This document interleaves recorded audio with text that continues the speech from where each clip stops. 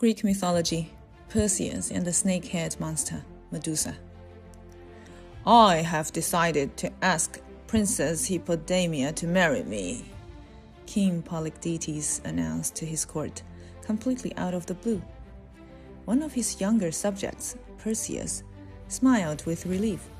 For months, the king had been pestering his mother to marry him, but she wasn't the least bit interested. Now he was 18. Perseus felt it was his job to protect his mother from unwelcome suitors, even if her admirer was the king himself. Luckily, it seemed the king had turned his attention elsewhere. Of course, I'll need to make gifts when I ask for her hand, Polydectes continued.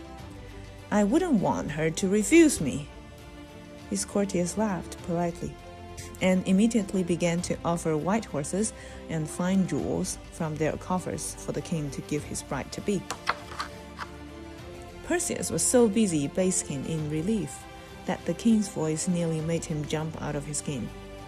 And what will you give me, young Perseus? In his eagerness for the king's proposal to be accepted, Perseus got rather carried away. How about a rare orchid from Mount Olympus? He suggested extravagantly. Or golden apples from Hermes' magic tree. Or I could even bring you the head of Medusa. It's a peculiar engagement gift, but yes, I accept, said the king, cutting him short. Perseus looked at him questioningly. Medusa's head will do nicely, the king said. Perseus nodded, turning very slightly pale. Medusa was a Gorgon, a monstrous creature with a woman's face and hundreds of snakes for hair. Not only that, anyone who met her gaze was instantly turned into stone. Perseus left the palace feeling as if he had bitten off rather more than he could chew. A sour smile crept over the king's lips as he watched him go. Now he is out of the way, he muttered darkly. Perhaps his mother will have more time for me. Perseus was too busy thinking about the task ahead to suspect the king's true intentions. May the god help me, he murmured to himself as he walked around. I haven't the faintest idea where to begin. I don't even know where Medusa lives. Only her 3 sisters can tell you that, said a strange voice above him. Perseus looked up to find a bright-skinned young man hovering in the air. He was wearing sandals with fluttering gold wings, which kept him aloft. Perseus stared, open-mouthed. It was Hermes, the messenger god. Hermes smiled. These will take you to the Gorgon sisters, he said, and handed Perseus a pair of winged sandals just like his own. Then he gave Perseus a bag and a soft brown cap. Wearing this cap will make you invisible, so it will be easier to get close to Medusa, he explained. It belongs to Hades, so do look after it, won't you? The bag is to carry the head in, should you succeed. Thank you, stammered Perseus. You'll need these as well, came another voice as Athena, the mighty goddess of war, appeared out of thin air. She handed him a sword and a bronze shield so highly polished that he could see his own astonished face in it. Good luck, she added, and with that, the god and the goddess vanished. Perseus eagerly strapped on his new sandals. At once, the tiny wings began to flutter, lifting him off the ground. The next thing he knew, he was soaring high in the sky, far beyond the only kingdom he'd ever known. He flew for miles across the sea and eventually came within sight of land. The sandals took him down and down, until he landed gently on the pebbled shore at the mouth of a cave. Perseus heard muffled voices, so he poked his head into the cave and called, Is anybody home? A visitor! A visitor! A hoarse voice cried. Come in, croaked another. Hurry up, let's see you, said a third. Inside the cave, Perseus came across the strangest sight he had ever seen. 3 wrinkled old crones were huddled around a fire. They barely had any teeth, and they only had a single eye between them at all. As they spoke, they passed it around, each one taking a turn to look at their visitor. "Why have you come?" asked the one holding the eye. "Hermes said you could tell me where Medusa lives," replied Perseus. "Why should we?" demanded another sister, grabbing the eye and thrusting it into Perseus' face to examine him. So I can pay my respect," answered Perseus uncomfortably. "He is lying," shrieked the crone. The third one snatched the eye and held it up. "You are right," she agreed. "We shouldn't tell him a thing." "Let me look," said the first crone. But as her sister passed the eye to her, Perseus started forward and slipped his hand beneath it. The eyeball dropped into his palm. "Where is it?" demanded the first crone, grasping around in the air. "I just handed it to you, silly," reported her sister. "You must have dropped it," wailed the first. "Not again," groaned the other sister. "It was weeks before we found it last time." All three of them began to grope around on the floor for the missing eyeball. "It's no use looking down there," said Perseus. "He's stolen it!" screeched one of the crones, and she lunged at him blindly. Perseus hopped easily out of the way. "Tell me where Medusa lives, and I'll give it back." "No!" howled all three sisters. "Tell me now," Perseus insisted. "Or I'll throw this eyeball into the sea, and you'll never find it." "She is in the forest on the other side of the mountains," blurted one of the sisters, holding out her hand. Perseus placed the eyeball in her palm. "Thank you," he said, and walked out of the cave, leaving the sisters squabbling over their precious eye. Filled with confidence after his first success, Perseus leaped into the air. His winged sandals took flight, and he soared over the mountains to Medusa's lair. He reached the forest by sunset. The sun had dyed the sky blood red, and birds were singing farewell to the day. Perseus skimmed low over the treetops, looking for signs of Medusa's cave. He passed over a part of the forest that was strangely cloaked in silence. No birds sang, no leaves rustled with life. Cautiously, he descended through the trees. He landed on the forest floor and noticed a songbird sitting motionless on a low branch. It had been turned into stone mid-song.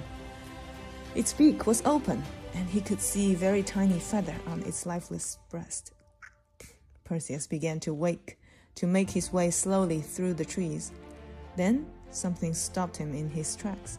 An armed warrior stood in his way, a stone statue with unseeing stone eyes and an expression of terror on its face. Further along the path was another statue, and then another. Perseus followed the trail of Medusa's victims until he came to her cave. Quietly, he pulled the cap of invisibility onto his head. Then he drew his sword and stepped into the gloom. A strange, low hissing noise seeped from the depths of the cave. That must be her, Perseus thought. I have to make sure I don't come face to face with her, or I'll meet the same end as the others before me. He held up the polished shield Athena had given him and looked into it. The cave was reflected perfectly, as in a mirror. Looking only at the reflection to guide his way, he headed cautiously in the direction of the noise. Perseus followed the hissing deeper and deeper into the cave, until finally he saw the Gorgon herself reflected in the shield. She was lying at the far end of the chamber, fast asleep, all the snakes on her head breathing softly. She was so monstrous that even the sight of her reflection made Perseus' blood run cold. Sword at the ready, Perseus crept closer and closer. However, just as he drew within striking distance, he stumbled on a rock. It skittered across the floor and hit the wall with an echoing crash. Medusa awoke with a jump. "Who goes there?" she shrieked. She leaped to her feet, and the snakes on her head started writhing around, hissing furiously. Perseus stood still and held his breath. Medusa glared around the cave, but as Perseus was invisible, she saw nothing. She took a couple of steps forward, and Perseus seized his chance. He swung his sword as hard as he could at her neck, but it was difficult to judge in the distance. Looking only at a reflection, his sword lopped off several snakes, but it missed her neck by a good few inches. Medusa glared wildly in Perseus' direction, and he felt the stony power of her gaze boring through him. "I know you are there. Reveal yourself, coward," she taunted. "Are you too afraid to look at me in the eyes?" Perseus kept his eyes firmly on his shield. Quietly, he picked up a rock and tossed it across the cave. It landed with a crash, and Medusa spun around toward the sound and pounced. Perseus ran at her and, as quickly as a flash, sliced through her neck. Her head rolled onto the floor, eyes wide open, and the snakes fell limp and silent. Careful not to meet Medusa's gaze, even in death, Perseus picked up the head by its snake hair and put it carefully into the bag. He was about to set off when he heard a noise outside the cave. He froze as two other Gorgons came inside. "Medusa!" one of them called. "Are you awake?" Perseus, still invisible, pressed himself against the wall of the cave as they passed. "Who did this?" screamed one, as she saw Medusa's headless body sprawled on the floor. The other let out such a piercing moan that rocks began to crack and crumble from the roof of the cave. Perseus edged out of the cave unseen and took flight. As he rose high into the sky, the realization of his success filled him with dizzying delight. He swept over the forest, soared over the top of the mountains, glided over the sea, crossed the flame-hot desert, and skimmed low over the coast beyond, cooling his face in the sea breeze. When he reached Greece, he went straight to his mother. "I'm so glad you are safe," she said, hugging him tightly. But then she said, "I have bad news though. I'm afraid I have to marry the king today. I can refuse only on pain of death." "But he's supposed to be marrying Princess..." Perseus began, and then he realized his mistake. "I'll see about that," he said, and marched off to the palace right away, with the bag containing Medusa's head still slung over his shoulder. When he presented himself before the king, a murmur of surprise rippled around the assembly crowd. King Polydectes eyed him coldly. "What are you doing here?" he demanded. "I've brought you Medusa's head," Perseus replied, "as I said I would." "Nonsense," the king snorted. "You could never kill Medusa. Do you even know how many real men have tried and failed?" "I have the head right there, if you'd like to see it," said Perseus, his voice simmering with anger. "Show me," ordered the king. "Everyone who believes me," warned Perseus, "look away now." And he held up Medusa's head. Many people averted their eyes, but the king and all his courtiers were turned to stone when they sat, with ugly expressions of horror and disbelief fixed on their face forever.